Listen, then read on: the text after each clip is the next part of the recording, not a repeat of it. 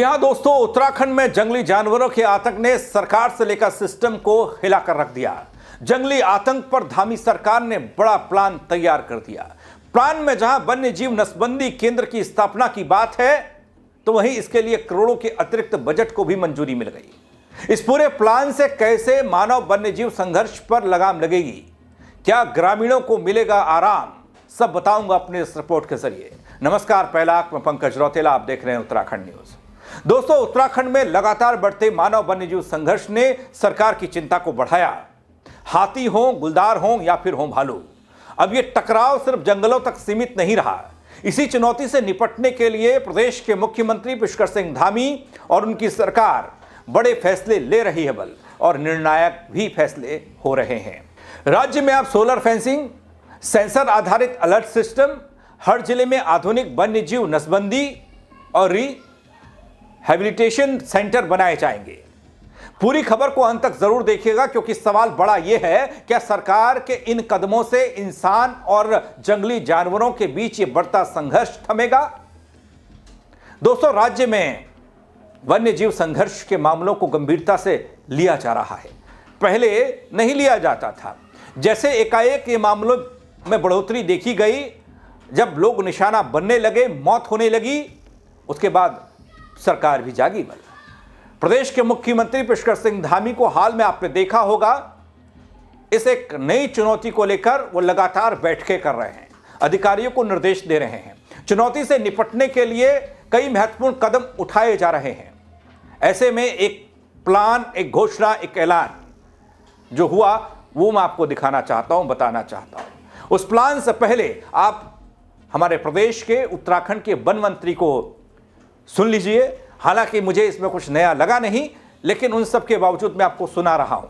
जब से ये पूरा संघर्ष सबके सामने आया, लोगों ने सवाल करना शुरू किया, तब से लेकर अब तक बस लोगों को सजग रहना चाहिए, खाने पीने की चीज़ों को नहीं फेंकना चाहिए। ये वन मंत्री का रटा रटाया जवाब सामने आता है। लेकिन सुनिए जरूर, कुछ नया हो तो कमेंट के जरिए बताइएगा। इस समय ज्यादा मानव वन्यजीव संघर्ष को लेकर खासकर भालू और गुलदार, जिनकी संख्या काफी बड़ी है, उनको लेकर के हो रहा है। तो हम अवेयरनेस के साथ साथ सोलर लाइट्स और ब्रश कटर भी हम लोगों को दे रहे हैं, ताकि सबसे बढ़िया लोगों को लेकर अपनी जिम्मेदारी भी समझनी चाहिए कि गाँव में जो झाड़ियाँ, गाँव की बाउंड्री में, उन झाड़ियों को नहीं पनपने देना चाहिए। तब जब नहीं काटे, तब हमने ही सोचा, एक इनिशिएटिव लिया और बुश कटर देने का निर्णय लिया कि हम लोग बुश कटर देंगे गाँव में, और सोलर लाइट्स भी दी हैं ताकि सीमाओं में सोलर लाइट्स रहे, उजाला रहे। और इसके अलावा लोगों को सब लोगों से वन विभाग लगातार गाड़ियों के माध्यम से सबसे अनुरोध कर रहा है कि जो फूड वेस्ट है, जो हम खाना पीना फेंक देते हैं गाँव की सीमाओं पे, एक चट्टा खड़ा कर देते हैं, जिस कारण जंगली जानवर गाँव में आते हैं, इससे बचने का काम करें और फूड वेस्ट को इस तरह गाँव की सीमा में न डालें जिससे कि मानव वन्यजीव संघर्ष की घटनाओं में वृद्धि हो। दोस्तों, अब मैं आपको बताता हूं सरकार का वो प्लान जिसकी चर्चा हो रही है, जिससे ये उम्मीद जगी है कि इस नई चुनौती से निपटा जा सकता है जो ग्रामीण इलाकों में लोगों की जान पर बनाई है। इसके तहत सोलर फेंसिंग और सेंसर बेस्ड अलार्म सिस्टम स्थापित किया जाना है, इस प्लान में शामिल है। आधुनिक वन्यजीव बंध्याकरण यानी कि नसबंदी केंद्र की स्थापना, जिलों में रिहैबिलिटेशन सेंटर खोले जाएंगे। दोस्तों, राज्य में मानव जीवन संघर्ष के कई मामले सामने आए और अभी भी आ रहे हैं। मुख्यमंत्री धामी ये मानते हैं, उत्तराखंड राज्य के उन क्षेत्रों में जहां वन्य जीव जैसे हाथी हो गए, नीलगाय, भालू, गुलदार, बंदर, ये और इनके द्वारा कृषि और उद्यान फसलों और मानव जीवन आदि का नुकसान किया जा रहा है, वहां पर काम होना चाहिए। काम कैसा होना चाहिए?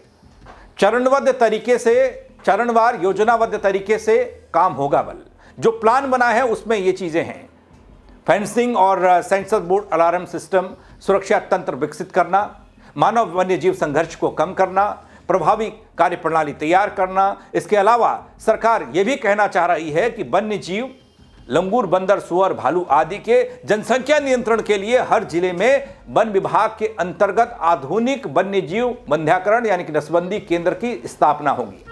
दोस्तों, प्रदेश के मुख्यमंत्री पुष्कर सिंह धामी कहते हैं, कई बार आपने देखा होगा, हाल में उनके बयान आए, प्रदेश के जितने भी जिले हैं, 13 जिले, और 13 जिलों में वो जिले ज्यादा जो संवेदनशील हैं जंगली जानवरों के हमलों को लेकर, मानव वन्य जीव संघर्ष को लेकर, उन्हें चिन्हित किया जाए। वन्य जीवों के रेस्क्यू और रिहेबिलिटेशन सेंटर खोले जाएं। इसके लिए पर्वतीय वन क्षेत्र में कम से कम 10 नाली और मैदानी क्षेत्रों की बात करें तो वन क्षेत्र में कम से कम 1 एकड़ भूमि आरक्षित होगी, रिजर्व होगी, ताकि वहां पर ये केंद्र खोले जाए। आज तो नहीं, वक्त आने पर शायद ये बने और इससे इसका परिणाम बेहतर मिले। दोस्तों, इतना ही नहीं है, सरकार की तरफ से अधिकारियों को निर्देशित किया गया है, विभाग को निर्देशित कर दिया गया है कि सभी कामों को शीर्ष प्राथमिकता दी जानी चाहिए और 2 हफ्ते का वक्त अधिकारियों को दिया गया है अपनी रिपोर्ट देने के लिए कि भाई कैसे बनेगा, क्या होगा, प्लान पूरा तैयार करके सीएम की टेबल पर चाहिए।